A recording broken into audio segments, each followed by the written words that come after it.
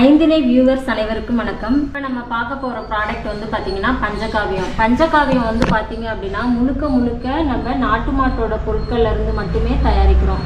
இதில் என்னென்ன நம்ம ஜெனரலாக யூஸ் பண்ணுறோம் அப்படின்னு நீங்கள் பார்த்தீங்க அப்படின்னா மாட்டோட கோமியம், அதோட சாணம், வாழைப்பழம், நெய், பால், தயிர், வெல்லம் இதெல்லாம் வந்து பார்த்தீங்கன்னா பஞ்சகாவியம் தயாரிக்கிறதுக்கு நம்ம வந்து பயன்படுத்தக்கூடிய பொருட்கள். இதில் வந்து பார்த்தோம் அப்படின்னா ஒரு செடி வளர்கிறதுக்கு தேவையான தலைச்சத்து, மணிச்சத்து, சாம்பல் சத்து எல்லாமே வந்து கரெக்டான சதவீதத்தில் வந்து இருக்கும். இது வந்து நம்ம என்ன பண்ணணும் அப்படின்னா 45 நாட்கள் வந்து என்ன பண்ணணும், நிழலில் வந்து வைக்கணும். நிழலில் வைக்கும் போது இது என்ன ஆகுது அப்படின்னா ஒரு நொதித்தல் தன்மை வந்து ஏற்படும். அந்த நொதித்தல் தன்மை வந்து என்ன பண்ணுது அப்படின்னா செடியை வந்து நல்லா வளர்றதுக்கும் அந்த பல நுண்ணுயிரிகளை வந்து பெருக்கிறதுக்காகவும், அதாவது புது நுண்ணுயிரிகளை வந்து பெருக்கிறதுக்காகவும், அதில் வந்து செடிக்கு தேவையான ஊட்டச்சத்துக்களை வந்து அதிகரிக்கிறதுக்காகவும், நோய் எதிர்ப்பு சக்தியாகவும் இது வந்து பயன்படுது.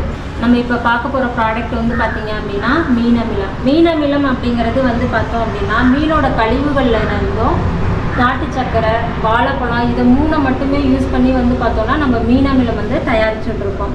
மீனமிலத்தை வந்து பார்த்தீங்கன்னா ஒரு 25 டேஸ் வந்து நம்ம வந்து இதெல்லாம் இப்போ நான் சொன்ன ப்ராடக்ட் எல்லாத்தையும் வந்து மிக்ஸ் பண்ணி நம்ம வந்து ஒரு நிழலில் வந்து ஸ்டோர் பண்ணி வச்சிடணும். இது ஸ்டோர் பண்ணி ஒரு 25 நாளைக்கு வச்சோம் அப்படின்னா அதோட நுண்ணுயிரிகள் உற்பத்தி வந்து அதிகரிக்கும். நுண்ணுயிரிகள் உற்பத்தி வந்து அதிகரிக்கிறதுனால நம்மளுக்கு என்னென்னா செடியோட வளர்ச்சி ஊக்கியாகவும் இது செயல்படுது, பூச்சி விரட்டியாகவும் இது செயல்படும். அது மட்டும் இல்லாமல் பார்த்திங்கன்னா செடியை வந்து நல்லா ஸ்ட்ராங்காக வளர்கிறதுக்கும் வந்து இது வந்து யூஸ் பண்ணலாம். அடுத்து வந்து பார்த்திங்கன்னா இதில் வந்து நம்ம இப்போ ஒரு செடி இருக்குது அப்படின்னா அது வந்து பூ ஒழுங்காக வரலை, அதோட காய் வந்து சரியாக வைக்க மாட்டேங்குது அப்படின்ற மாதிரியான நிறைய கம்ப்ளைண்ட்ஸ் எல்லாம் வரும். அப்படி வந்து அப்படி இருக்கும்போது நம்ம என்ன பண்ணணும் அப்படின்னா இந்த பூச்சி விரட்டியை வந்து இந்த மீன் அமிலத்தை வந்து நம்ம யூஸ் பண்ணும்போது அது நல்லா ஸ்ட்ரென்தனிங்காக வளர்கிறதோட நம்மளுக்கு பூ, பிஞ்சு, காயோட நல்ல மகசூலை வந்து அதிகரிக்கிறதுக்கு இதை நம்ம வந்து பயன்படுத்திக்கலாம். நமக்கு வைக்கிற பூக்கள் எல்லாமே வந்து காயா மாறணும், ஒரு செடியில இருக்க பூக்கள் எல்லாமே வந்து நம்மளுக்கு காயா மாறணும் அப்படின்னு நினைக்கிறோம் அப்படின்னா நம்ம வந்து மீன் அமிலத்தை வந்து நம்ம யூஸ் பண்ணலாம். இதனால வந்து என்னது மகசூல் வந்து நமக்கு அதிகரிக்குது.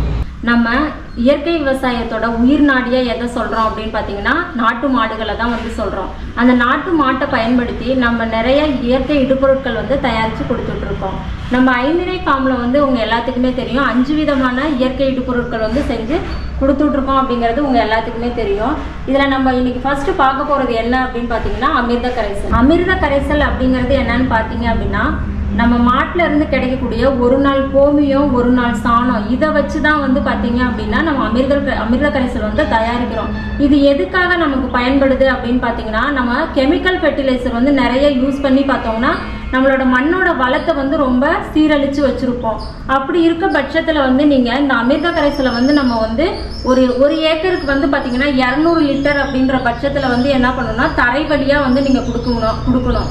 அப்படி கொடுக்கும்போது வந்து பார்த்தீங்கன்னா அது வந்து படிப்படியாக அதோட பழைய நிலைமையை வந்து அடையுது. அதாவது வந்து பார்த்தீங்க அப்படின்னா அதோட இயற்கையான அதோட பண்புகள் என்னவோ அதை வந்து சீக்கிரம் வந்து அடையுது. இதோட பயன் என்ன அப்படின்னு பார்த்தோம்னா நம்மளோட நிலத்தை வந்து என்ன பண்ணுது அப்படின்னா நிலவள ஊக்கியாகவும் மண் வளத்தை பெருக்கிறதுக்காகவும் இந்த அமிர்த கரைசலை வந்து நம்ம யூஸ் பண்ணிக்கலாம். இப்போ நம்ம பார்த்துட்டு இருக்க ப்ராடக்ட் வந்து பார்த்தீங்கன்னா ஜீவாமிர்தம். ஜீவாமிர்தம் அப்படிங்கிறது என்னன்னு உங்கள் எல்லாத்துக்குமே தெரிஞ்சிருக்கு. ஏன்னா நிறைய வீடியோஸ் வந்து நம்ம இதை பற்றி போஸ்ட் பண்ணியிருக்கோம். இதில் வந்து பார்த்தோம் அப்படின்னா ஜீவாமிர்தம்னா ஜென்ரலாக வந்து பார்த்தீங்க அப்படின்னா நம்ம நாட்டு மாடோட சாணம், அதோட யூரினு, அது இல்லாமல் வந்து ஒரு வளமான மண், ஏதோ ஒரு மாவு பொருட்கள் இதெல்லாம் வந்து எடுத்து நம்ம வந்து என்னென்னா ஒரு 48 மணி நேரம் பார்த்திங்கன்னா ஊற வச்சு அதோட நொதித்தல் ப்ராசஸ் நடந்ததுக்கப்புறமே அதை போய் டைரெக்டாக வந்து என்ன பண்ணுறோம் தரவழியாக வந்து நம்ம வந்து நிலத்துக்கு கொடுக்குறோம். அப்படி நம்ம கொடுக்கும்போது என்ன ஆகுது அப்படின்னு பார்த்தீங்கன்னா அதில் இருக்க அந்த நொதித்தல் தன்மை வந்து என்ன பண்ணுது நம்ம மண்ணில் இருக்க நுண்ணுயிரிகளை வந்து பெருக்குது. நுண்ணுயிரிகளை பெருக்கிறதுனால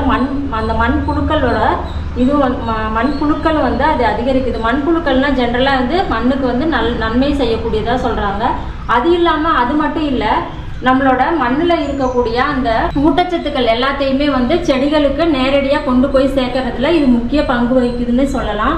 இதனால வந்து பார்த்தீங்கன்னா நம்ம செடி வளரும் போதே ரொம்ப ஆரோக்கியமாகவும் நல்ல ஸ்ட்ரென்தனிங்காகவும் வளர்கிறதுக்கு ரொம்ப பயனுள்ளதாக இருக்கும் ஜீவாமிர்தம்.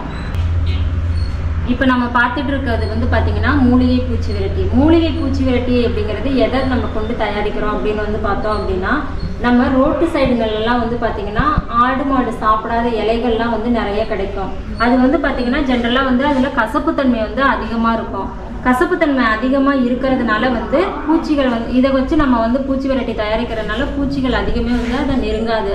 இதில் நம்ம நிறைய எண்ணெய் யூஸ் பண்ணுறோம் அப்படின்னு பார்த்தோன்னா, நம்ம வந்து வேப்பிலை, எருக்கம், அடுத்து நொச்சி, கோமியம், இந்த மாதிரி ஆவாரை, தும்பை, துளசி, சோற்று கற்றாழை, இது மாதிரி ஒரு 18 வகையான மூலிகைகளை கொண்டு தான் வந்து மூலிகை பூச்சி விரட்டி வந்து நம்ம தயாரிச்சுட்டு இருக்கோம்.